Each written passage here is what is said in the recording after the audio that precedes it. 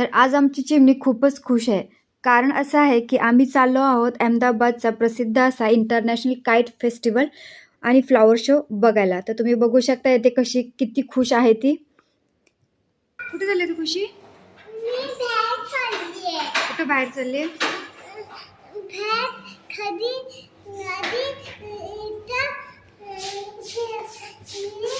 इथं जातीये.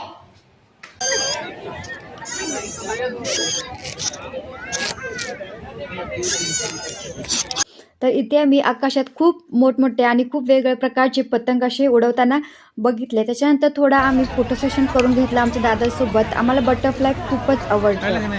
तिथे जाल तिथे आम्ही बटरफ्लाय शोधतो आणि ते आम्ही फोटो सेशन आमचा हा करूनच घेतो.